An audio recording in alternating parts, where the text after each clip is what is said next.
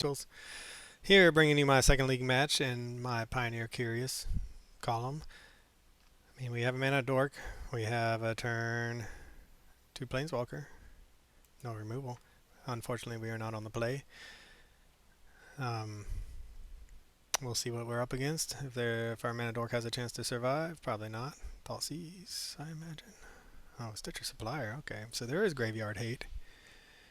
Um,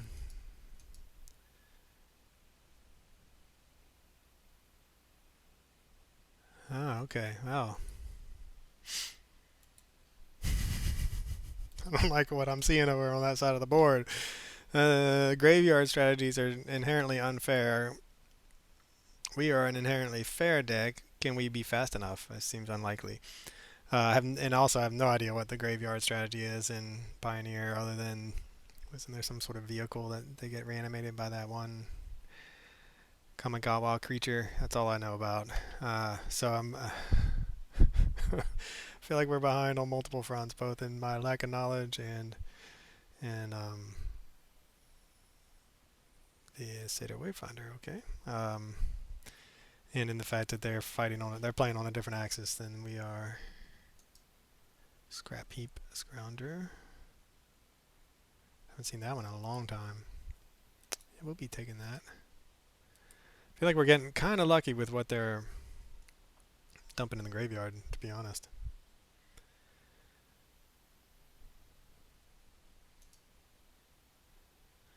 These Copperline Gorges are going to be problematic.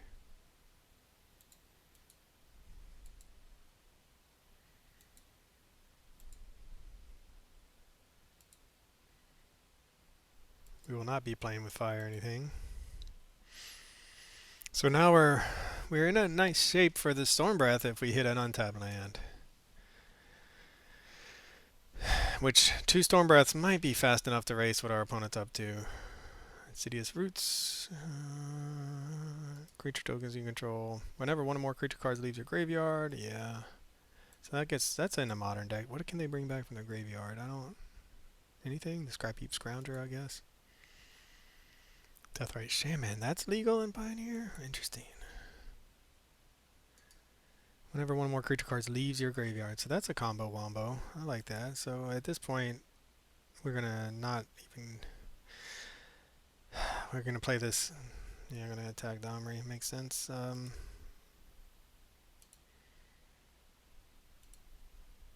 We do not want them going off with that. I did not know Death Strike. Right. Oh, we did draw the. Okay, so.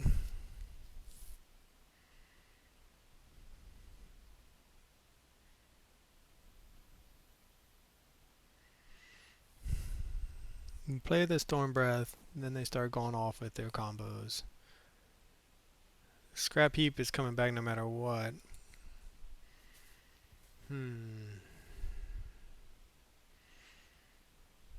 We could fight. That doesn't make any sense, though. Oh, it does come in untapped. I just can't read, apparently, either. Pressure. I think we have to make the right play here. We have to make the discipline play and just use our 1 removal spell for their combo piece. Attack them to 18. Hope our Domri sticks around for 1 more turn so that we can play the Storm Breath and hit them or at least 5. Alright, what's their follow-up? Pioneer is interesting format. There comes a Scrap Heap. Yep. Get the 1-2 and the 3-2. So what did they get? 2. Oh, because they exile that one. That's a neat little combo. Because they had to exile a creature for the Scrap Heap. Okay, well that's gonna be unfortunate. So then they swing in. We don't want to block with our Elvish Mystic. Wow, what a board. So maybe Brotherhood's End should be in my sideboard because this is a good deck to be bringing it in against.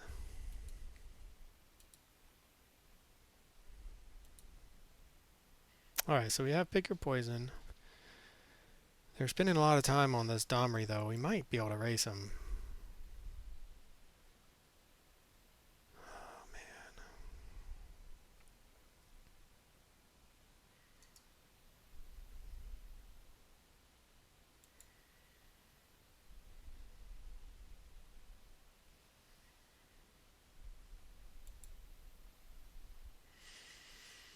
man.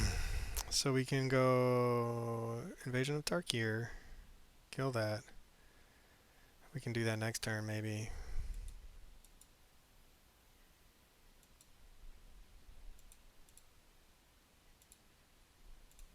Alright, the race is on because we're not holding back on defense, that's for sure.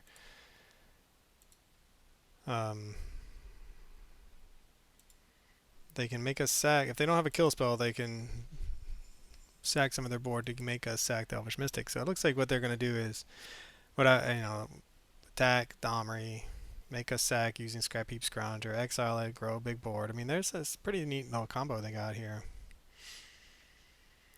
Meanwhile, we can play the Domri, kill two things next turn by having it fight.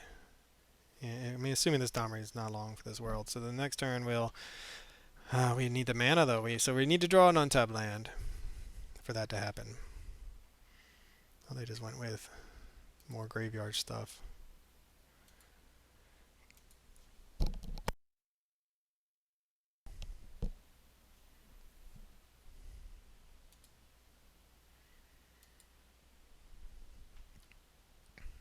Four cards is a lot. It's kind of a scary a lot too, and they probably have many ways of dealing with what we're doing.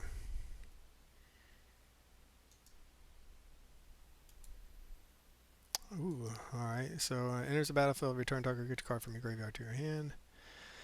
Alright, so they're going to grow their dorks, make some more tokens. This looks like a fun deck. This looks like another deck that tried to have legs in Modern and just couldn't keep up with all the unfair stuff out there. Free spells and whatnot, but it might shine in Pioneer. So we have Pick Your Poison in the sideboard to help against those shenanigans.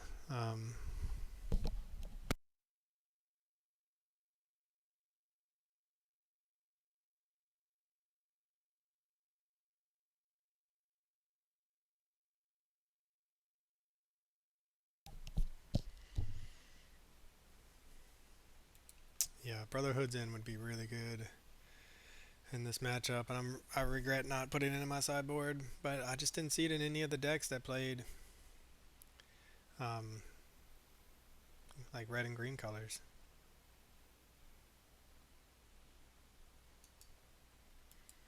It's a lot of damage we're taking. 5-8. I mean, they could just go face at this point and ignore our Domri to their peril. They got to kill Domri.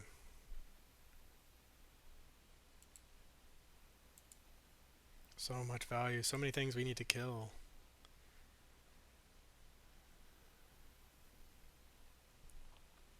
So untapped land is what we really need. Although I guess with the Domri, no, we need an untapped land. So we can hit them for 4 and then just lose on the backswing. Man, look at this board they have assembled. Or one play with fire. Could not hold down the fort. I'm trying to think if there's anything worth doing, because we really needed an untapped land there to be able to kill two things, which would have been like this and this. And I think we're just dead. Alright, well, GG's, Golgari Graveyard Shenanigans. Looks like a fun deck. We were not drawing what we needed. Alright, so we can bring in all of that. I think we want to bring in everything. I see maybe this is why that's in the sideboard. So then we take out all of our ramp. Or is that what we don't want to do? Maybe we just don't.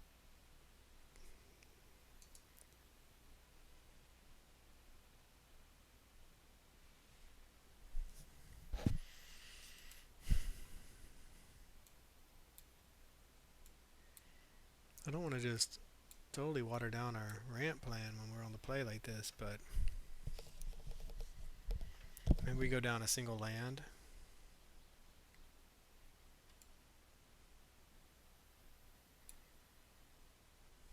One more. Alright, man, I don't know. Oh, we gotta go down another one. Whew. I'm not sure don't know if I like what this is.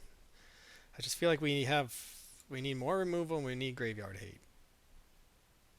Pick your poison does answer something. We have a little bit of removal. We have no ramp, which is understandable. We have two ways of removing enchantments. We probably won't need either at this point. That's one thing I've noticed about sideboarding and Magic in general. Sometimes if you sideboard heavily, and certainly when you don't know the decks you're playing against, which is exactly where I'm at. If you sideboard heavily, Unlicensed Harvest is really good. Alright, we're getting lucky with some of our pieces. Anyway, if you sideboard heavily against some of the cards that beat you in the first game, there's a good chance you just lose to other cards. And like in our first match, we saw how we lost to Archfiend of Dross in game 1, and then game 2 they beat us with the Vein Ripper. We didn't pick your poison as sideboard hate against both of those cards, but then we mulled to 5. Alright, what is their follow-up? Akatha's Soul Cauldron.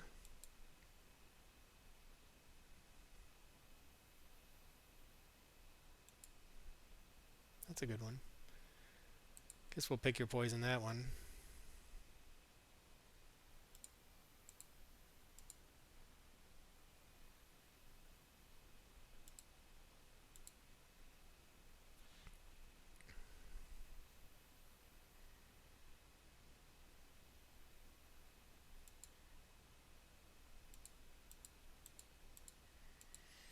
So things are going pretty well for us right now.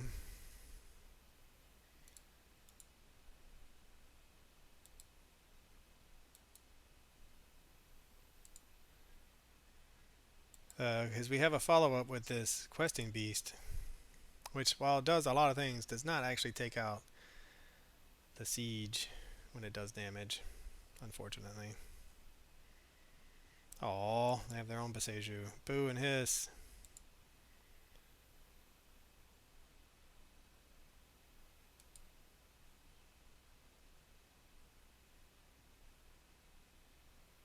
And they have one in hand. Okay.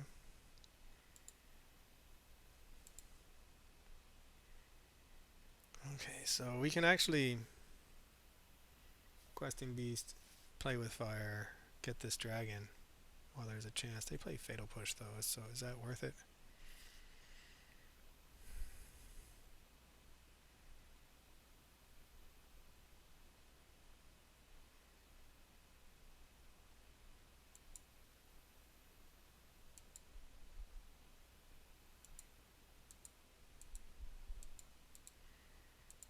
Yeah, I think it is.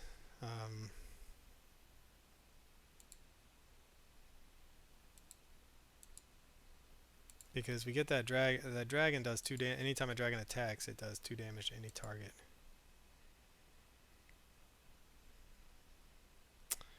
My question though is, with play with fire and alright, I'm gonna wait and see.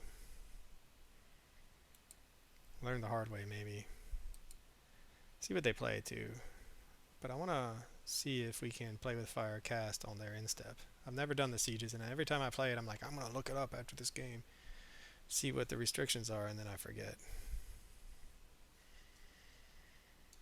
Alright, you may activate abilities of creatures you control as those creatures haste. Untap up to one target creature. Mill 3 cards, then you may return a creature card with mana value 2 or less from your graveyard to the battlefield. Alright, well, that's unfortunate for us. Maybe they'll whiff. Priest of Forgotten Gods is pretty good. But they need 2 other creatures before that happens. Are we going to be able to do it?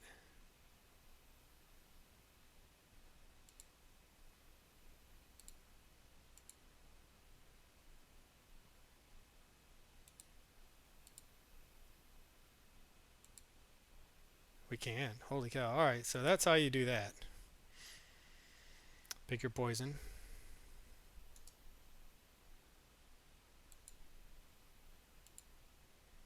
So this is a much, yeah, we're off to a much better start. So our questing piece is going to take out the Tiver, and our dragon's going to take out the Priest of Forgotten Gods, and they're going to be at 12. So yeah, much better start from our deck. Not only did we see some key sideboard pieces, but we also, like, really saw, look, I mean, 2 pick your poisons on Licensed Hurst. We also saw,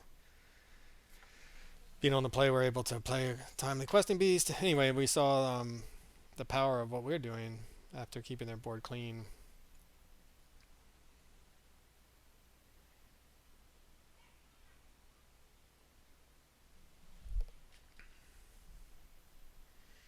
Maybe this is the time for rampaging for Asadon since they're on the play. I don't know. I really just don't obviously know from what the right plays are because I haven't played this format enough. I do think that the 2 damages is really important.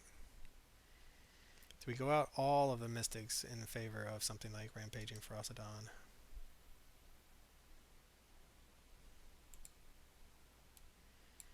I just don't know if this is the right on the draw. We're gonna try it. I mean, we're here to test. Maybe go out, down.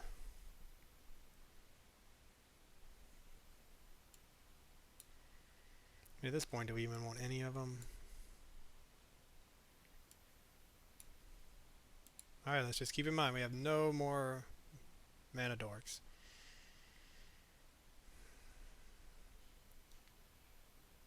We can play with fire their first threat, and eventually the rampaging Frostodon. Is that going to be good enough? Or do we want to mulligan for some other sideboard pieces? We're going to keep. I don't know. I mean, I could see us going to 5 just because we don't have any lands. We did cut down to 1 or 2 lands. Thoughtseize. Ah, boo and hiss. They mulled to 5 though. Alright, what are they going to take? Also, this Rampaging Frostodon, I also took from a list of some Gruul sideboard, and clearly it's one of the better cards because they took it. R is just the first thing we can cast. But I do think it's pretty good against them. Alright, Kiora. That's good. Gives us something to do with our manas.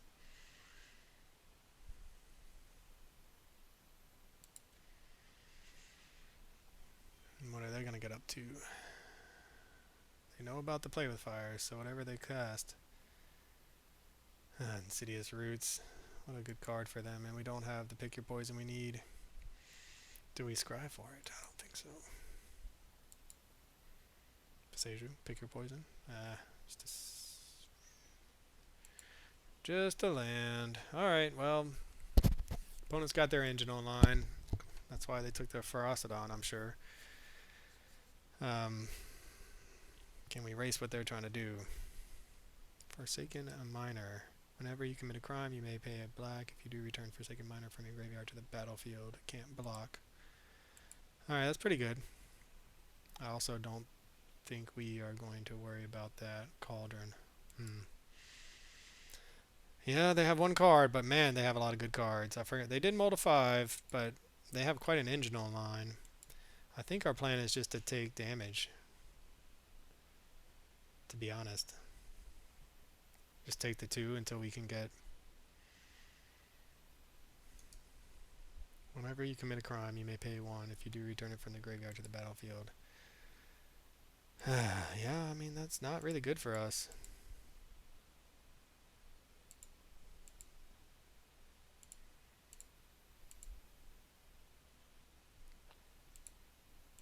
But the hope is that they have a lot of their pieces. Do they have any sort of follow-up payoff?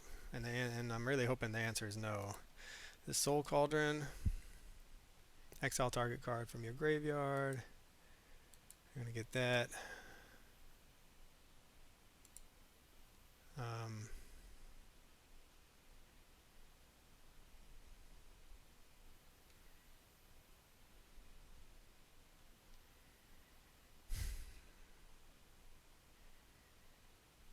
think we're just gonna have to face. I think we're just gonna have to hope they don't have any sort of combo piece, crime, like a committing of a crime. Can they target anything? Exile target card from a graveyard. So they're gonna be able to commit the crime with this Agatha Soul Cauldron every turn that we have something in the graveyard. Yeah, Priest of Forgotten Gods.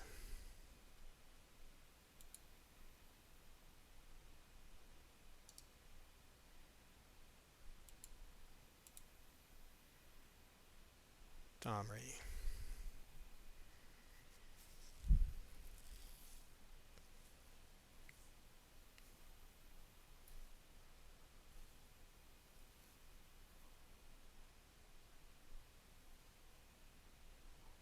Yeah, this is like game one where we're playing a different. So what they're gonna do essentially is, um, they can sacrifice they can exile, get this back. I guess they can only do it once, which is nice.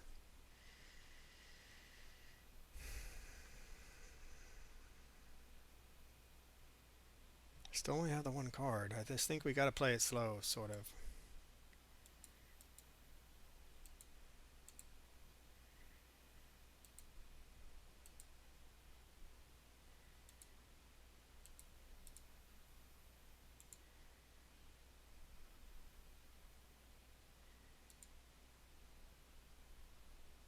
I mean, they know about it, so there's really no reason not to.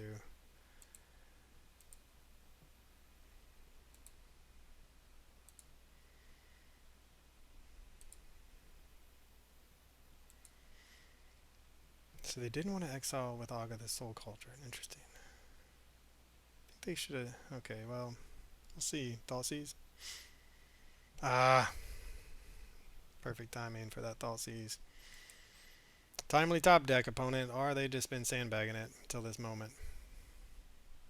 Yeah, there you go. Yeah, everything's online now. We really needed that Storm Breath, but what would be really good for us too is Glorybringer off the top, Questing Beast, any dragon off the top. And I think we can. Glorybringer would be our idealist of ideal draws. Because we could fight and. Yeah, more. Because we could fight and exert.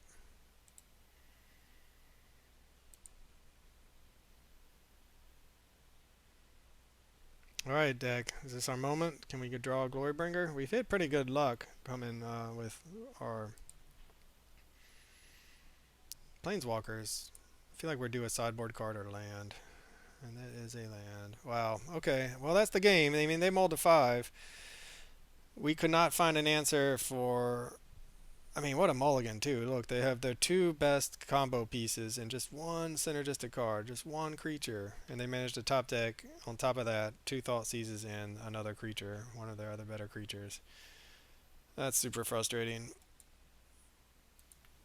Oh well, I mean, bad luck happens in Pioneer the same as it happens in Modern, I guess. And now I forgot to plus up the Domri, too, so that's joke's on me. But they're going to kill it anyway, even at 5. Just 2 attackers, so it's going to take 2 no matter what. But, man, that's a very frustrating way to go out. Yep. Now they don't need the 2 attackers still. We are in a lot of trouble. We have no sweepers. Our sweepers aren't even big enough. Exerting would be our best. Glorybringer is still our best draw. Where we can exert, untap. They still have the 1 card.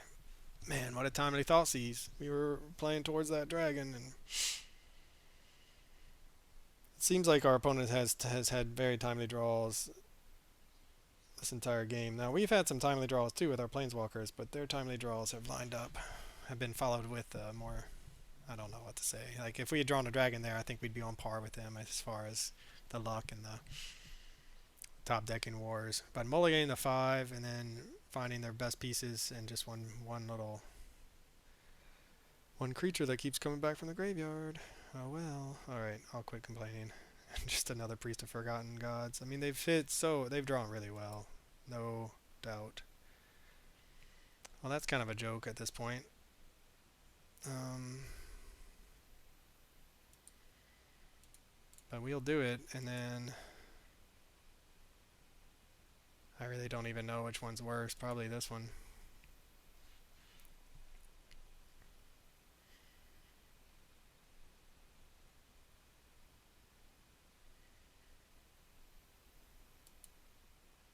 Oh yeah, I forgot about the Surveil lands too.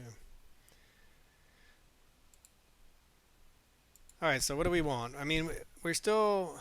Yeah, even a Glorybringer, now that they can do it at instant speed, doesn't get us out of this.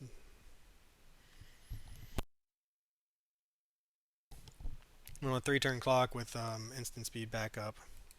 So we think what we need to draw here are back-to-back Glorybringers. And hope that they go land, land, land, and nothing else. But so far they've been running really hot. How did they get the Scrap Heap Scrounger in the graveyard?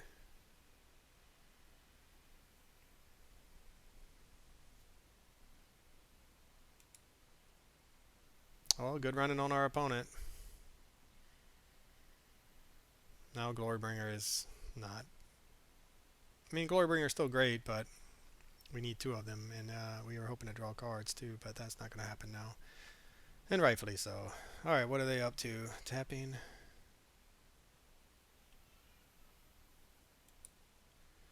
Sacking.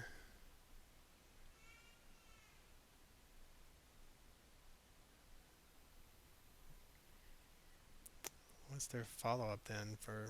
Why would they sack their tokens? Just to flex? Or do they have some big baddie left in their hand from this entire game that they need a bazillion mana for? I'm just very confused. They just to draw a card, I guess? They just wanted to draw. So we play the Domri. It dies.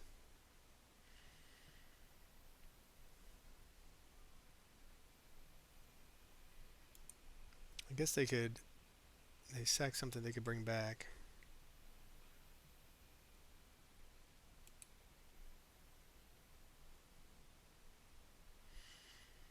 Yeah, I don't know what our opponent's doing. I think that was... I mean, I don't think they can lose from this spot, even with doing that, but I don't think drawing an extra card is worth tapping down your Priest of Forgotten Gods against a hasty threat. I mean, Glorybringer Exert is our... Maybe they just don't know we play that, but that's our out. Now we get a Glorybringer. It's still a good draw. Because it allows us to make them sack 2 creatures just to kill it, but...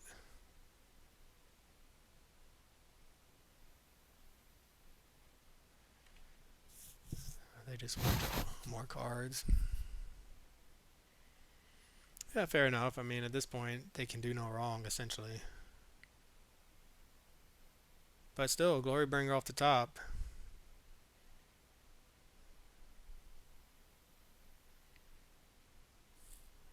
This is like the Yawgmoth of Modern. Oh my gosh.